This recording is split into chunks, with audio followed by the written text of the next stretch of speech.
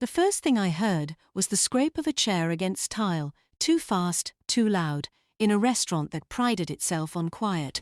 I looked up from my menu and saw him standing near the entrance of Marchetti's, the good Italian place on 5th, holding his phone like it might explode in his hand. Ryan Pierce. My ex-husband. 5 years hadn't changed much about him except the grey at his temples and the way his suit hung slightly looser than it used to, like it belonged to a bigger version of himself. He hadn't seen me yet. For a moment, I almost enjoyed that. Almost, because 5 years earlier, I was the one who couldn't stand up straight in public.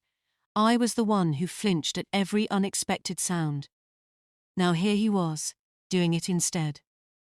But I'm getting ahead of myself. In 2019, I was 36 years old and had been married to Ryan for 8 years. He sold commercial real estate, the kind of job where charm counts as a skill set, and he had plenty of it. Everybody liked Ryan. He remembered birthdays, laughed at the right moments, made people feel like the smartest person in the room. Looking back, I understand now that charm like that is rarely free. Someone always pays for it eventually. My younger sister, Danielle, had moved in with us for 6 months that year, while she figured things out after a breakup. We'd always been close, in the complicated way sisters are close, equal parts love and old scorekeeping. She slept in our guest room. She ate dinner with us most nights. She borrowed my clothes without asking, same as she had since we were teenagers. I didn't think anything of it when she and Ryan started making inside jokes. I didn't think anything of it when they'd still be up talking after I went to bed. I trusted both of them. That was my mistake. If trusting people you love can be called a mistake. The unraveling didn't happen all at once. It happened the way water gets into a foundation. Slowly, quietly, until one day the whole structure just gives. I noticed small things first. Ryan working later. Daniel suddenly busy on weekends. Neither of them acting different exactly, just slightly absent. Like they were both somewhere else even when they were in the room with me. Then on a Tuesday in March, I came home early from a cancelled meeting and found a note on the kitchen counter. Not a dramatic confession, nothing like a movie. Just Ryan's handwriting, "We need to talk tonight." By the time he got home, I already knew. I don't know how. Maybe some part of me had known for weeks and simply hadn't let myself look at it directly. He didn't deny it. I'll give him that much. He sat at our kitchen table and told me he and Danielle had been together for 4 months. He used the word fell, like it was an accident, like gravity had done this to him instead of choices. I remember asking one question. Just one. Is she still living here? He didn't answer right away, and that silence told me everything the words hadn't. Danielle moved out that weekend. I didn't see her again for almost a year. My parents tried, at first, to stay neutral, which felt like its own kind of betrayal. Neutral meant pretending nothing had happened. Neutral meant Christmas dinners where nobody said her name. Eventually, I stopped waiting for anyone to pick a side. I picked mine, and it was myself. The divorce took 11 months. Ryan wanted to move fast, which surprised me until I understood why. He needed to be free to marry Danielle before his business partners asked too many questions about optics. That was the world he lived in, a world where appearances mattered more than almost anything real. I signed papers in a lawyer's office that smelled like burnt coffee, and I remember thinking, almost calmly, that I was watching 8 years get reduced to a stack of documents and a filing fee. The months after weren't dramatic. They were worse. They were ordinary. I sold the house because I couldn't afford the mortgage alone, and honestly, I didn't want to keep sleeping in a bed that had a story attached to it now. I moved into a 2-bedroom apartment on the other side of town. I went to therapy on Thursday evenings, same time slot for over a year, same beige couch, same box of tissues that somehow was never quite full enough by the end of the session. I'd been a marketing coordinator before the divorce. Afterward, I threw myself into it in a way I never had before, partly out of necessity, partly because work was the only thing that didn't ask me to feel anything. Slowly, that effort turned into something real.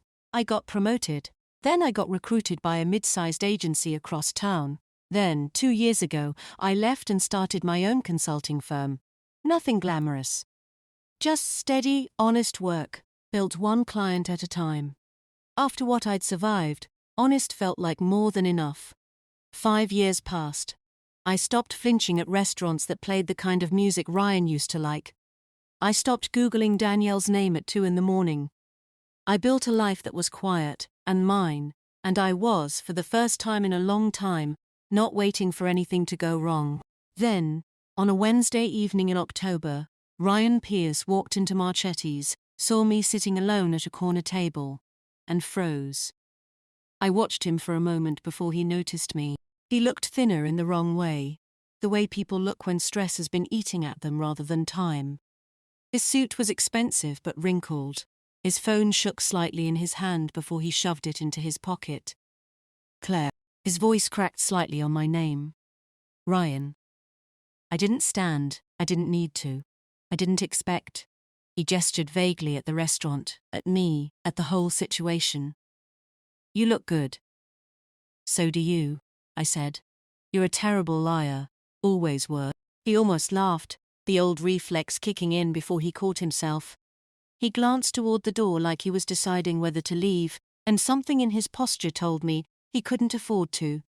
Can I sit for a minute? I considered saying no. 5 years earlier I would have, but I'd learned something in those years. Sometimes the most powerful thing you can do is simply not be afraid of a conversation. 5 minutes, I said. He sat like a man carrying something heavy he didn't want to set down in public. For a while he just turned his water glass in slow circles on the tablecloth. Business hasn't been good, he finally said. The commercial market shifted. Half my listings fell through this year. I had to let 2 people go. He paused. Danielle and I were having a rough stretch too. I didn't ask what that meant. I didn't need to. Some silences answer their own questions. I wouldn't be asking, he said, and his voice had lost the smooth confidence I remembered. But the bank's calling the note on the office lease. If I don't come up with $30,000 by the end of the month, I lose the whole operation. He looked at me, and for the first time in 8 years of knowing him, he looked genuinely afraid. I know I have no right to ask you anything, but you're the only person I know who might actually have it, and, Claire, I'm asking. I need a loan. The old me, the one who used to smooth over every uncomfortable moment for other people's comfort, might have felt a flicker of guilt just hearing him ask. The woman I'd become simply felt something close to clarity. You left me the same year my sister moved in to figure her life out, I said quietly. You built a whole new one on the wreckage of that, and now you're sitting across from me asking me to fund it. I know how it sounds. I don't think you do. I kept my voice level. Not cruel, just honest. You didn't choose Danielle because you loved her more than you loved me, Ryan. I understood that a long time ago. You chose whatever felt easier in the moment. And now the moment's gotten hard again, and you're here looking for the easiest option in the room. He didn't argue. That, more than anything, told me I was right. I'm not going to give you money, I said. Not because I'm angry anymore. I'm honestly not. Not really. Not the way I used to be. I'm saying no because loaning you money would mean pretending the last 5 years didn't teach me anything. He nodded slowly, like he'd expected this, but had to try anyway. Danielle doesn't know I came here. I imagine there's a lot Danielle doesn't know, I said. And I meant it gently, not as an accusation, just an observation about the life he'd built. He stood up to leave, then paused. For what it's worth, I am sorry. For how it happened. Not just that it happened. I believe you, I said. And I did. Sorry doesn't undo anything, but it isn't nothing either. He left without finishing his water. I watched him walk out into the parking lot, phone already back in his hand, already dialing someone, already looking for the next option. I felt the strangest sensation, watching him go. Not triumph, not really. Just a kind of quiet, settled peace, the feeling of a door closing softly, instead of slamming. My friend Monica, who had been meeting for dinner, slid back into her chair from the restroom, and glanced at the empty seat across from me. Was that Ryan? It was. What did he want? Alone, I said.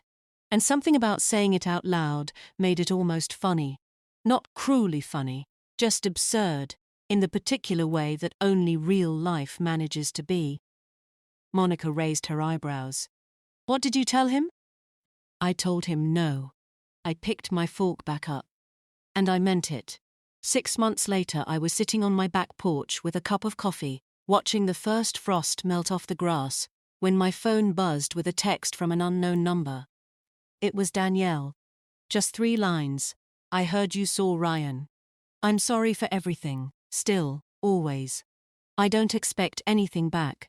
I just needed you to know. I sat with it for a long time before I answered.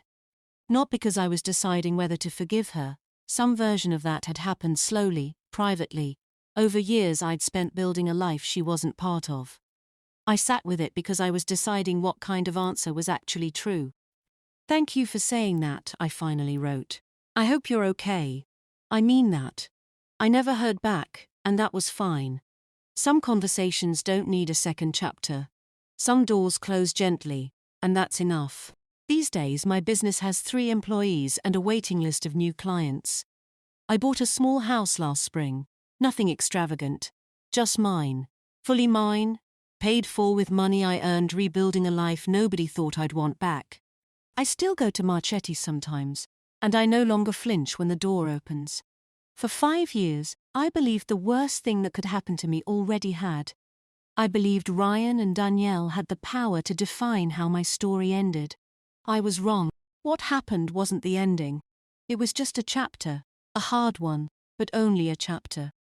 If you've ever had to rebuild after betrayal, I hope you remember this. The people who hurt you don't get to write the rest of your story. Only you do. And sometimes, the truest kind of justice isn't revenge at all. It's simply refusing to hand your peace back to the people who never deserved it in the first place.